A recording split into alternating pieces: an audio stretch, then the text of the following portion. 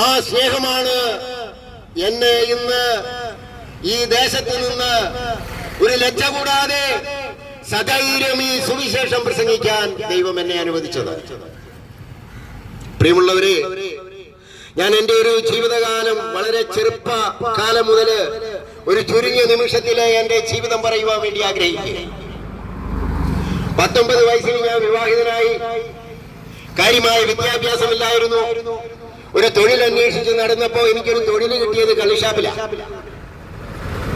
കള്ളിഷാപ്പിൽ ജോലിയിൽ പ്രവേശിച്ചു.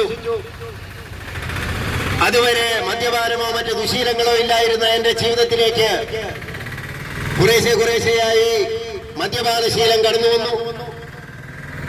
വീണ്ടും കുറച്ച് നാളുകൾ കഴിഞ്ഞപ്പോൾ ഒരു മുഴു മദ്യപാനിയായി ഞാൻ മാറാൻ അധിക കാലം വേണ്ടി വന്നില്ല. തുടർന്ന് ഇങ്ങോട്ട് ഒരു വർഷം കഴിഞ്ഞപ്പോൾ ആ കാലത്ത് ചാരായം ഉണ്ടായിരുന്നു കേരളത്തിൽ.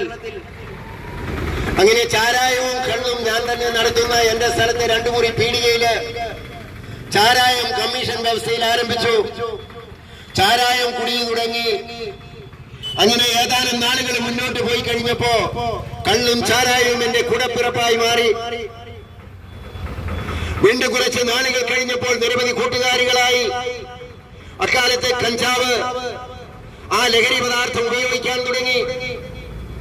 കഞ്ചാവ്, ബ്രൗൺ ഷുഗർ മുതലായ ലഹരി പദാർത്ഥങ്ങൾ ഉപയോഗിച്ച് ഞാനൊരു ലഹരിക്ക് അടിമയായി ക്രമേണ മാറി. ഇങ്ങനെ കുറച്ച് നാളുകൾ ജീവിതം നീങ്ങിയപ്പോഴാണ് ദൈവമില്ല എന്ന ചിന്ത എന്റെ മനസ്സിലേക്ക് കടന്നു വന്നു.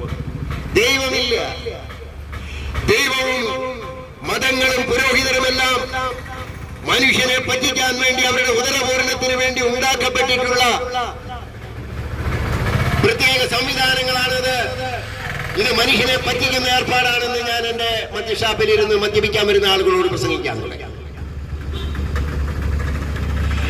അങ്ങനെ ഞാനൊരു ക്രമേണ നിരീശ്വരവാദിയായി മാറി. ദൈവമില്ല, മതമില്ല, വിശ്വാസമില്ല.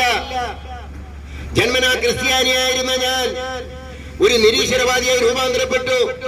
അന്ന് കേരളത്തിലെ ഏറ്റവും കൂടുതൽ യുക്തിവാദികളും നിരീശ്വരവാദികളും രൂപം കൊണ്ട ഒരു കാലഘട്ടം.